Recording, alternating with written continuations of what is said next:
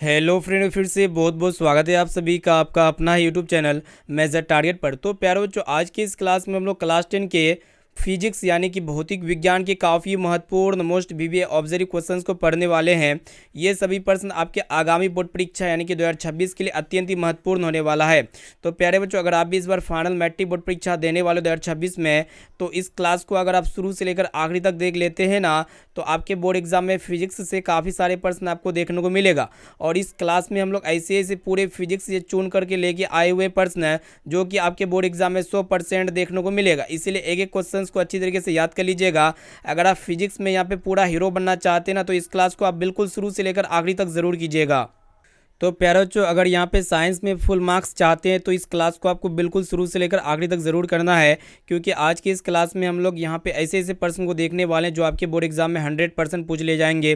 तो प्यारे बच्चों, फटाफट से क्लास को लाइक कर दीजिएगा। और प्यारे बच्चों, चैनल पर नए हैं तो चैनल को भी सब्सक्राइब करके बेल आइकन को प्रेस करके साथ में बगल में नोटिफिकेशन बेल आइकन आएगा, इसे प्रेस करके ऑल पर जरूर सेलेक्ट कर लीजिएगा। और जितने भी विद्यार्थी अभी तक हमारे व्हाट्सएप ग्रुप में नहीं जुड़े हैं तो इस व्हाट्सएप नंबर को सेव कीजिए। आप बोलिए कि सर हमें व्हाट्सएप ग्रुप में जोड़ दीजिए, तो हम जो है ना आपको व्हाट्सएप ग्रुप में जोड़ देंगे। तो चलिए प्यारे बच्चों, आज का क्लास को स्टार्ट करते हैं। तो प्यारे बच्चों, देखिएगा आज का प्रथम प्रश्न जो कि आपके बोर्ड एग्जाम के लिए बहुत ही महत्वपूर्ण प्रश्न है। और प्यारे बच्चों, ये प्रश्न जो है ना फिजिक्स का यहाँ पे ये प्रो प्रश्न है, ठीक है, प्रो लेवल का प्रश्न है। तो प्यारे बच्चों, यहाँ पे देखिएगा प्रश्न ये करा है कि प्रकाश की किरणें गमन करती है।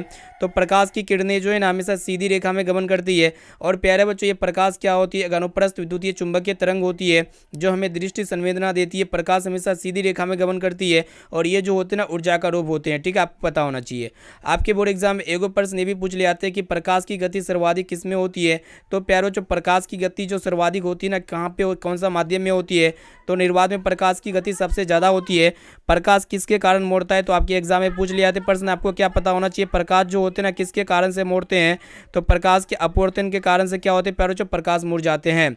अब आइए प्यारो, जो देखते हैं यहाँ पे नेक्स्ट क्वेश्चन की तरफ बढ़ चलते हैं। चलिए प्यारो, जो देखते हैं यहाँ पे दूसरा नंबर प्रश्न जो कि आपके बोर्ड एग्जाम के लिए बहुत बहुत बहुत महत्वपूर्ण है, मोस्ट वीवीआई प्रश्न है, ठीक है। और इस तरह के प्रश्न आपके एग्जाम में बराबर पूछ ले जाते हैं। तो प्यारे बच्चों, यहाँ पे प्रश्न को देखिएगा। प्रश्न ये कराए कि स्पेक्ट्रम में किस रंग की किरण का झुकाव अधिक होता है। प्यारे बच्चों, आपको पता होना चाहिए श्वेत प्रकाश को जब प्रिज्म से गुजारा जाता है, जैसे कि आपका ये क्या हो गया प्यारे बच्चों, व्हाइट लाइट हो गया, ठीक है। और इस व्हाइट लाइट को हम लोग क्या करेंगे? प्रिज्म से गुजारेंगे, ठीक है।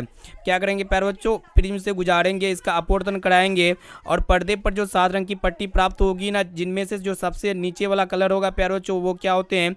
बैगनी कलर होते हैं। जो सबसे ऊपर कलर होते हैं ना प्यारे बच्चों, क्या होते हैं? रेड कलर होते हैं। तो यहाँ पे किस रंग का झुकाव यानी कि विचलन आपसे पूछा जा रहा है।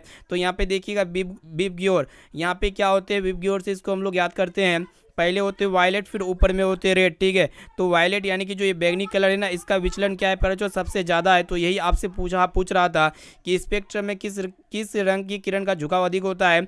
तो बैगनी रंग का विचलन सबसे ज़्यादा होता है, इसे आपको याद होना चाहिए। आपके बोर्ड एग्जाम में काफ़ी महत्वपूर्ण प्रश्न है। और प्यारे बच्चों, आपके एग्जाम में एगो प्रश्न ये भी पूछ लिया आते कि स्पेक्ट्रम में किस रंग का झुकाव सबसे कम होता है। तो ये लाल रंग का झुकाव सबसे कम होता है, आपको पता होना चाहिए। और प्यारे बच्चों, आपके एग्जाम में एगो प्रश्न ये भी पूछ लिया आते हैं कि प्रकाश का वर्ण विक्षेपण किस यंत्र से होता है।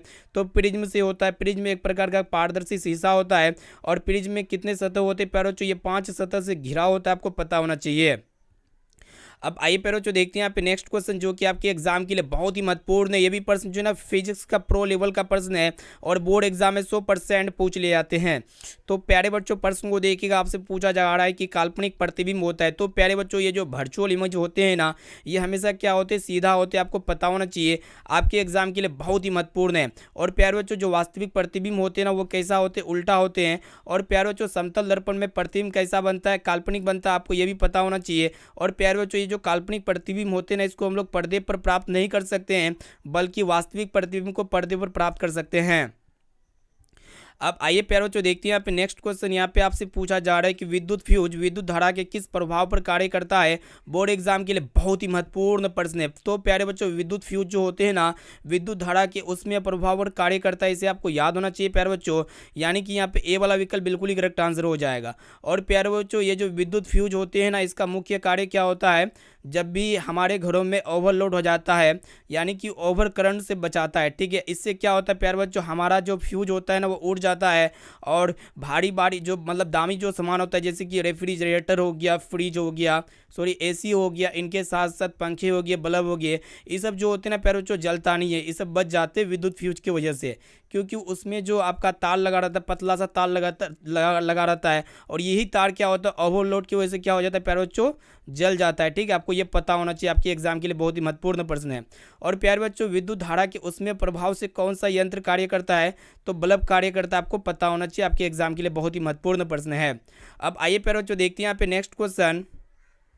चलिए प्यारे बच्चों देखिए यहाँ पे नेक्स्ट क्वेश्चन आपके एग्जाम के लिए बहुत ही महत्वपूर्ण प्रश्न है, एमबीबीआई प्रश्न है, बोर्ड एग्जाम में 100% गत वर्ष में पूछे जा चुके, तो इस वर्ष भी पूछे जाने की काफ़ी उम्मीद जताई जा रही है। ठीक है, तो प्यारे बच्चों यहाँ पे प्रश्न को देखिएगा, प्रश्न ये करा है कि प्रतिरोध का ऐसा मात्र क्या होता है, तो प्यारे बच्चों प्रतिरोध को हम लोग क्या कहते हैं, रेजिस्टेंस कहते हैं, और इसका ऐसा यूनिट पूछ रहा है यानी कि सिस्टम ऑफ इंटरनेशनल क्या है, तो प्रतिरोध का जो ऐसा ही मात्रक होता है ना प्यारे बच्चों आपसे पूछा जा रहा है, तो क्या होते हैं प्यारे बच्चों ओम होते हैं, यानी कि यहाँ पे डी वाला विकल्प बिल्कुल ही करेक्ट आंसर हो जाएगा। और प्यारे बच्चों वोल्टेज का ऐसा मात्रक क्या होता है, विद्युत विभव या विभवांतर का जो ऐसा मात्रक होता है ना क्या होता है, वोल्ट होता है, या वोल्टेज का ऐसा मात्रक वोल्ट होता है, विद्युत धारा का ऐसा मात्रक एम्पियर होता है, और प्यारे बच्चों विद्युत ऊर्जा का ऐसे मात्रक क्या होते हैं, जूल होते हैं, ये सभी को आपको याद होना चाहिए।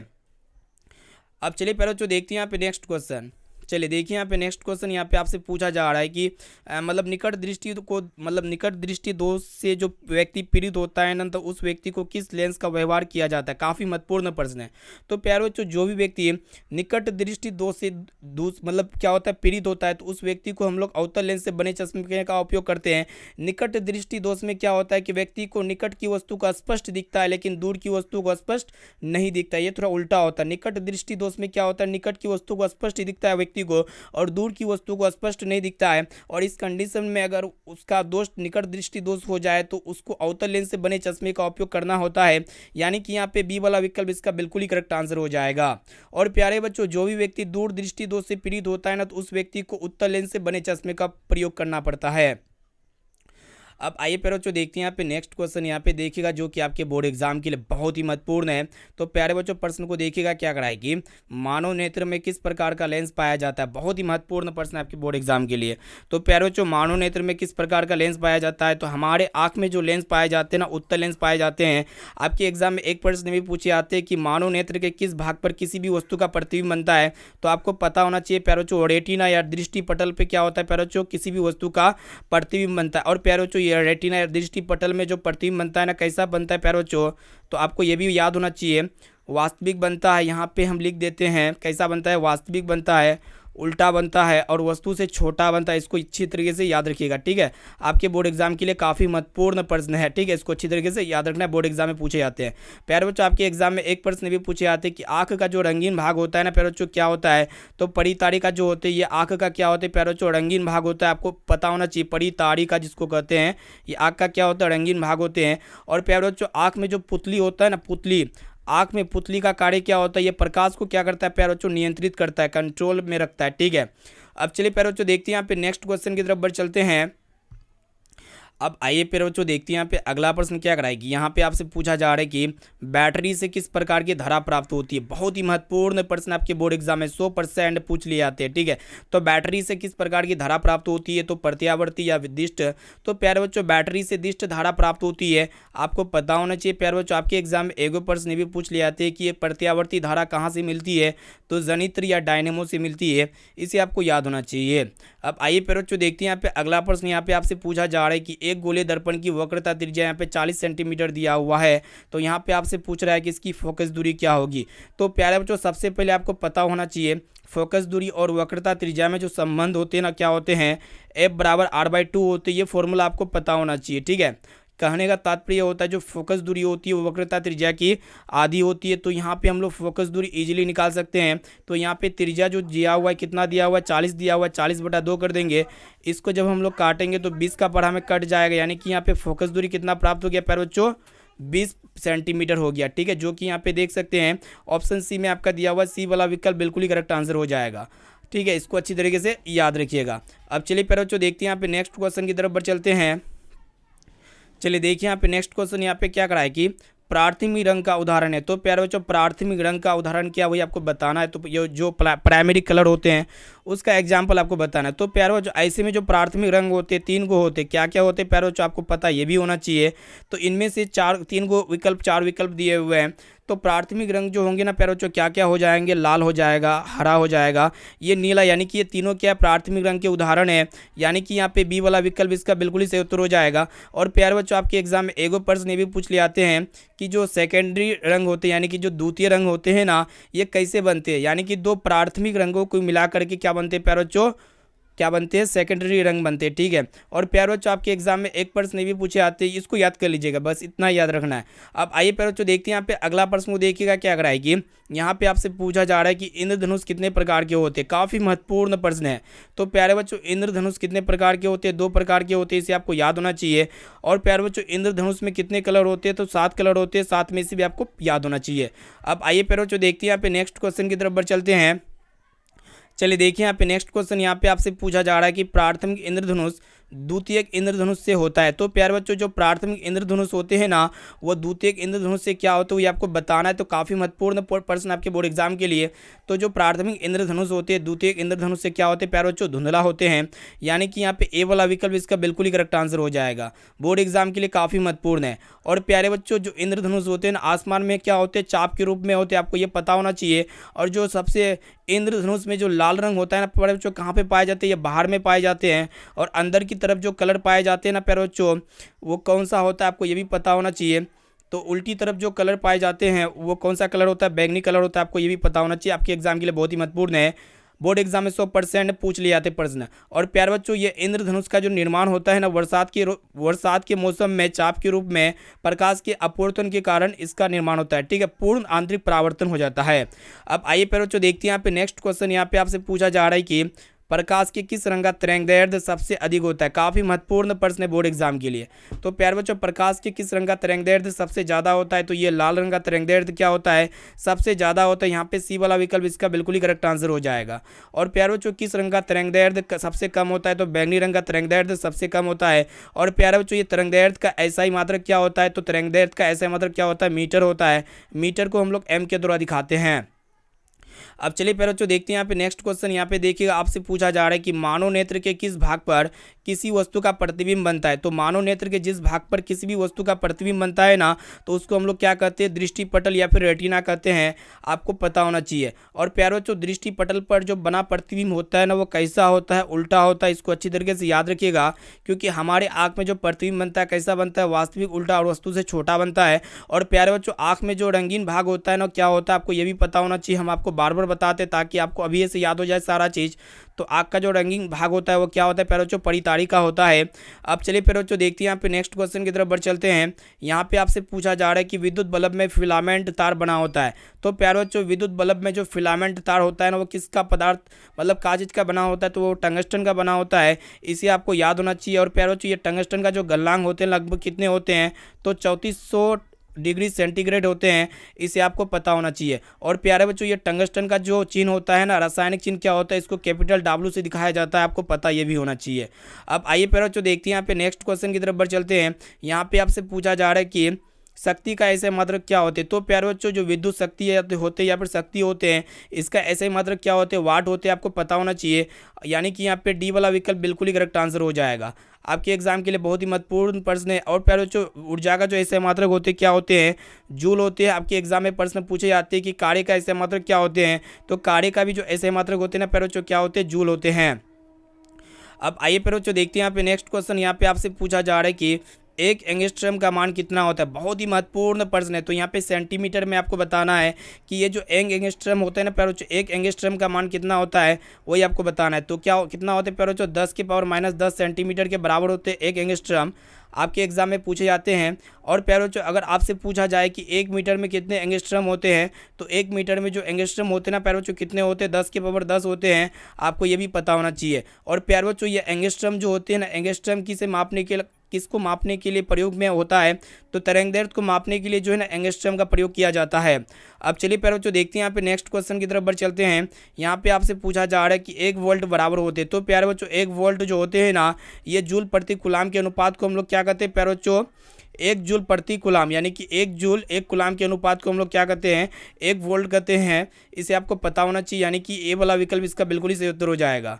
आपके एग्जाम के लिए बहुत ही महत्वपूर्ण प्रश्न है, आपको याद होना चाहिए। और प्यारे बच्चों, बल का ऐसे मात्रक क्या होते हैं, न्यूटन होते हैं। विद्युत आवेश का ऐसे मात्रक क्या होते हैं, कूलम होते हैं। इसे आपको पता होना चाहिए, बोर्ड एग्जाम में पूछे जाते हैं बरोबर प्रश्न। अब आइए प्यारे बच्चों देखते हैं यहाँ पे नेक्स्ट क्वेश्चन। यहाँ पे आपसे पूछा जा रहा है कि पानी से भरी हुई बाल्टी की गहराई कम मालूम पड़ने का क्या कारण है। तो प्यारे बच्चों, पानी से भरी हुई बाल्टी जो होता है ना, उसकी गहराई कम मालूम पड़ने का क्या मुख्य कारण होते हैं।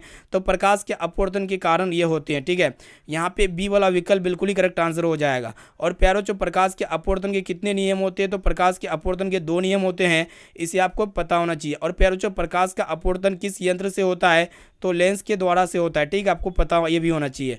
अब चलिए प्यारे बच्चों देखते हैं यहाँ पे अगला प्रश्न की तरफ बढ़ चलते हैं। अब आइए प्यारे बच्चों देखिए यहाँ पे नेक्स्ट क्वेश्चन। यहाँ पे आपसे पूछा जा रहा है कि एक अवतल लेंस की फोकस दूरी 20 सेंटीमीटर दिया हुआ है। तो यहाँ पे आपसे क्या पूछ रहा है कि इसकी क्षमता क्या होगी। तो प्यारे बच्चों, लेंस की जो क्षमता होती है, यानी कि पी जो होती है ना, ये क्या होती है प्यारे बच्चों, 1/f होती है। यानी कि ये फोकस दूरी की क्या होती है, व्युत्क्रमानुपाती होती है।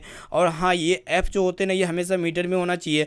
तो जब भी फोकस दूरी दिया हुआ रहेगा ना, तो आप सिंपली क्या कीजिएगा, उसको 100 से डिवाइड कर दीजिए, जितना डाटा दिया हुआ है फोकस दूरी। तो यहाँ पे 20 दिया हुआ है, इसको जब हम लोग काटेंगे तो 20 5 100 हो जाएगा। और प्यारे बच्चों, यहाँ पे कितना आ गया, 5 डायरेक्टर आ गया। ठीक है, और आपको ये भी पता होना चाहिए कि लेंस की क्षमता क्या होती है। अवतल लेंस की जो क्षमता होती है ना, वो क्या होती है, और ऋणात्मक होती है। यानी कि यहाँ पे डी वाला विकल्प बिल्कुल ही करेक्ट आंसर हो जाएगा। यानी कि यहाँ पे ऑप्शन नंबर डी बिल्कुल ही सही उत्तर हो जाएगा। और प्यारे बच्चों, ये डी का अर्थ क्या होता है, आपको पता होना चाहिए। लेंस की क्षमता का ऐसा यूनिट क्या होते हैं, डायोप्टर होते हैं। इसको हम लोग कैपिटल डी के द्वारा दिखाते हैं। अब आइए प्यारे बच्चों देखते हैं यहाँ पे अगला प्रश्न। यहाँ पे आपसे पूछा जा रहा है कि दाढ़ी बनाने के लिए किस दर्पण का उपयोग होता है। तो प्यारे बच्चों, दाढ़ी बनाने के लिए हम लोग किस दर्पण का उपयोग करते हैं, तो अवतल दर्पण का उपयोग करते हैं। इसे आपको पता होना चाहिए। अवतल दर्पण का उपयोग और कहाँ कहाँ किया जाता है, तो टॉर्च में किया जाता है, वाहनों के हेडलाइट में किया जाता है, और सेविंग मिरर के रूप में भी किया जाता है अवतल दर्पण का उपयोग। ठीक है, और प्यारे बच्चों, ये उत्तल दर्पण का जो उपयोग किया जाता है ना, साइड मिरर के रूप में किया जाता है। जो वाहन का जो साइड मिरर होता है ना, दोनों तरफ जो मिरर लगा रहता है साइड मिरर, उसमें कौन सा दर्पण होता है प्यारे बच्चों, उत्तल दर्पण होता है। ठीक है, आपको पता होना चाहिए। अब चलिए प्यारे बच्चों देखते हैं यहाँ पे नेक्स्ट क्वेश्चन की तरफ बढ़ चलते हैं। यहाँ पे आपको प्यारे बच्चों बताना है कि विभवांतर का ऐसा ही मात्रक क्या होती है। विभवांतर का ऐसा ही मात्रक यहाँ पे आपसे पूछ रहा है। तो विभवांतर का ऐसा ही मात्रक क्या होते हैं, बोर्ड एग्जाम के लिए काफ़ी महत्वपूर्ण है। तो विभवांतर का ऐसा मात्रक क्या होते हैं, वोल्ट होते हैं, आपको पता होना चाहिए। विद्युत विभव का भी ऐसे मात्रक क्या होते हैं, वोल्ट होते हैं। और करंट का जो ऐसे मात्रक होते हैं प्यारे बच्चों, क्या होते हैं, एम्पियर होते हैं। आपको ये भी पता होना चाहिए, बोर्ड एग्जाम के लिए बहुत ही महत्वपूर्ण प्रश्न है। और प्यारे बच्चों, शक्ति का ऐसे मात्रक क्या होते हैं, वाट होते हैं। और ओम किसका ऐसे मात्रक होते हैं, प्रतिरोध का ऐसे मात्रक होते हैं। अब चलिए प्यारे बच्चों देखते हैं यहाँ पे नेक्स्ट क्वेश्चन की तरफ बढ़ चलते हैं। यहाँ पे आपसे पूछा जा रहा है कि किस उपकरण में धन यानी कि प्लस और ऋण यानी कि माइनस का चिन्ह नहीं होता है। तो प्यारे बच्चों, ऐसे में जो एमीटर होते हैं उसमें प्लस माइनस होते हैं, वोल्ट मीटर में भी होते हैं, विद्युत सेल में भी होते हैं, जो कुंडली होते हैं, जो क्वाइल होते हैं, इसमें ना तो प्लस होते हैं ना तो माइनस होते हैं। किसी भी तरह का इसमें चिन्ह नहीं पाया जाता है, आपको पता होना चाहिए। और प्यारे बच्चों, बैटरी में जो प्लस माइनस चिन्ह होता है ना, किसके लिए होता है, तो करंट की दिशा को दर्शाता है। ठीक है, इसको अच्छी तरीके से याद रखिएगा। अब आइए प्यारे बच्चों देखते हैं यहाँ पे अगला प्रश्न की तरफ बढ़ चलते हैं। यहाँ पे देखिएगा क्या करा है कि प्रकाश के अपवर्तन के कितने नियम है। तो प्यारे बच्चों, आपको पता होना चाहिए प्रकाश के अपवर्तन के कितने नियम होते हैं। तो प्रकाश के अपवर्तन के 2 नियम होते हैं। प्यारे बच्चों, प्रकाश के अपवर्तन का जो पहला नियम होता है ना, क्या होता है कि आपतित किरण, परावर्तित किरण तथा आपतन बिंदु पर डाला गया लंब, ये तीनों एक ही तल पर होते, एक ही बिंदु पर होते हैं। ये आपका प्रकाश का परावर्तन का पहला नियम होते हैं। और प्यारे बच्चों, परावर्तन किस सतह से होता है, तो ये चिकना सतह होना चाहिए या फिर कोई दर्पण होना चाहिए। ठीक है, अब चलिए प्यारे बच्चों देखते हैं यहाँ पे नेक्स्ट क्वेश्चन की तरफ बढ़ चलते हैं। यहाँ पे देखिएगा क्या करा है कि 1 किलोवाट यानी कि 1 kWh किसके बराबर होते हैं, 1 किलोवाट आवर किसके बराबर होते हैं। तो प्यारे बच्चों, ये जो होते हैं ना 36 लाख जूल के बराबर होते हैं, जिसे हम लोग क्या कहते हैं प्यारे बच्चों, इसको अगर दशमलव में लिखा जाए तो क्या हो जाएगा, 36 × 10⁻6 जूल हो जाएगा। यानी कि यहाँ पे सी वाला विकल्प बिल्कुल ही करेक्ट आंसर हो जाएगा। ठीक है, आपको ये भी पता होना चाहिए प्यारे बच्चों, 1 जूल जो होते हैं ना प्यारे बच्चों, 1 जूल किसके बराबर होते हैं, 1 न्यूटन। और प्रति मीटर के अनुपात को हम लोग क्या कहते हैं, 1 जूल कहते हैं। साथ में इसे भी आपको याद होना चाहिए। अब आइए प्यारे बच्चों देखते हैं यहाँ पे अगला प्रश्न। यहाँ पे आपसे पूछा जा रहा है कि प्रतिरोध में परिपथ में विद्युत धारा की माप किससे की जाती है, बहुत ही महत्वपूर्ण है।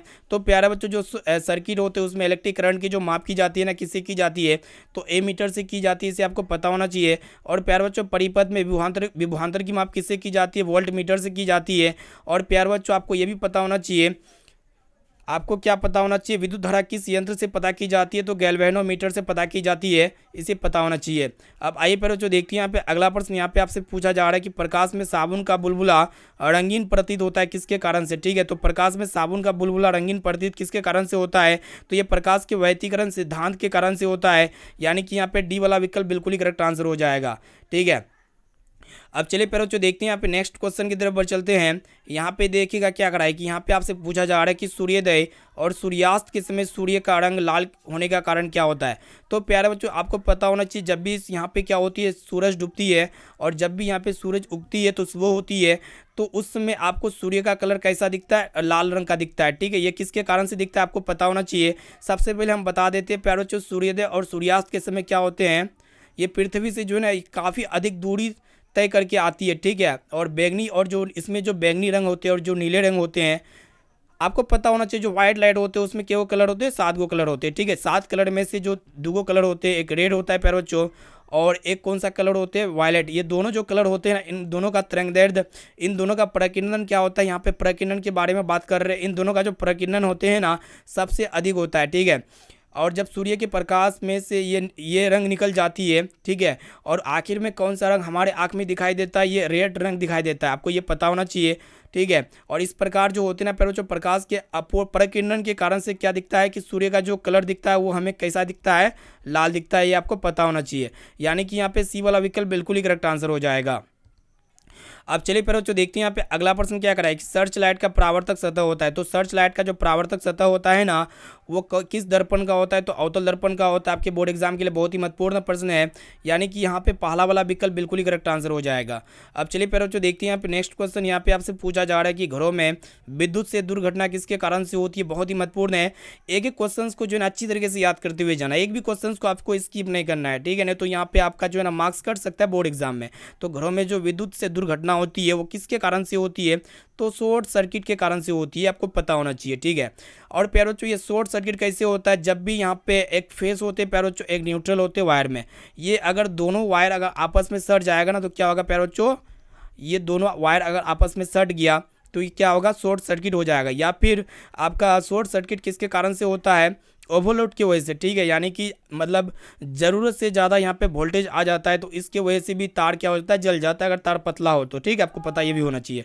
तो शॉर्ट सर्किट से बचने के लिए हम लोग क्या करते हैं, फ्यूज़ तार का उपयोग करते हैं। ठीक है ना, आपको पता होना चाहिए। और प्यारे बच्चों इसको अच्छी तरीके से याद रखिए, इसका बी वाला ऑप्शन बिल्कुल ही करेक्ट आंसर हो जाएगा। चलिए देखते हैं यहाँ पे नेक्स्ट क्वेश्चन, यहाँ पे आपसे पूछा जा रहा है कि प्रत्यावर्ती धारा जनित्र से कैसे धारा मिलती है। तो प्रत्यावर्ती धारा जनित्र से जो है ना कैसी धारा मिलती है, तो सॉरी यहाँ पे प्रत्यावर्ती नहीं होगा बल्कि जनित्र होगा। जनित्र से कैसी धारा मिलती है, तो प्रत्यावर्ती धारा मिलती है, इसे आपको पता होना चाहिए। यानी कि यहाँ पे ए वाला विकल्प बिल्कुल ही करेक्ट आंसर हो जाएगा। और प्यारो जो दिष्ट धारा का उत्पादन किससे होता है, तो बैटरी से होती है, साथ में इसे भी आपको याद होना चाहिए।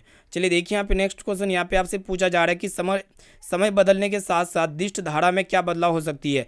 तो प्यारो जो समय बदलने के साथ साथ जो दिष्ट धारा में क्या बदलाव हो सकती है, तो इसमें परिमाण में क्या हो सकती है प्यारे बच्चों, बदलाव हो सकती है। और प्यारे बच्चों दिष्ट धारा में दिशा कैसी होती है, तो स्थिर होती है। दिष्ट धारा में दिशा क्या होती है प्यारे बच्चों, स्थिर होती है, आपको ये भी पता होना चाहिए। और प्यारे बच्चों प्रत्यावर्ती धारा में क्या बदलता है, तो परिमाण और दिशा दोनों बदलता है, उसमें परिमाण भी बदलता है तो दिशा भी बदलता है, आपको पता होना चाहिए। ठीक है, चलिए प्यारे बच्चों देखते हैं यहाँ पे नेक्स्ट क्वेश्चन की तरफ बढ़ चलते हैं। यहाँ पे क्या करा है कि निम्न में से किसका उपयोग खाना बनाने वाले ईंधन के रूप में नहीं किया जा सकता है। ठीक है, तो खाना बनाने वाले ईंधन के रूप में हम लोग सीएनजी का उपयोग नहीं कर सकते, इनके अलावा एलपीजी, बायोगैस और कोयला, ये तीनों का उपयोग कर सकते हैं। सीएनजी का उपयोग हम लोग कहाँ पे करते हैं प्यारे बच्चों, वाहनों के ईंधन के रूप में इसका उपयोग किया जाता है, वाहनों में इसका उपयोग किया जाता है सीएनजी का उपयोग। ठीक है, आपको ये पता होना चाहिए, बोर्ड एग्जाम के लिए बहुत ही महत्वपूर्ण प्रश्न है।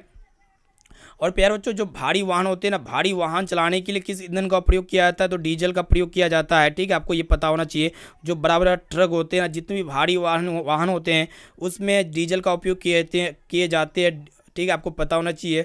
चलिए देखते हैं यहाँ पे नेक्स्ट क्वेश्चन, यहाँ पे देखते हैं यहाँ पे अगला प्रश्न क्या कराएगी। यहाँ पे आपसे पूछा जा रहा है कि इनमें में से किस देश को पवनों का देश कहा जाता है। बहुत ही महत्वपूर्ण प्रश्न है। तो प्यारे बच्चों आपको पता होना चाहिए इनमें से कौन जो है ना देश पवनों का देश कहते हैं। तो डेनमार्क को हम लोग क्या कहेंगे प्यारे बच्चों, पवनों का देश कहेंगे। यहाँ पे डी वाला विकल्प बिल्कुल ही करेक्ट आंसर हो जाएगा। ठीक है ना, तो प्यारे बच्चों यहाँ पे हम लोग जो है ना काफ़ी महत्वपूर्ण है, टोटली यहाँ पे फिजिक्स का जो है ना पूरा निचोड़ करके प्रश्न को देखे।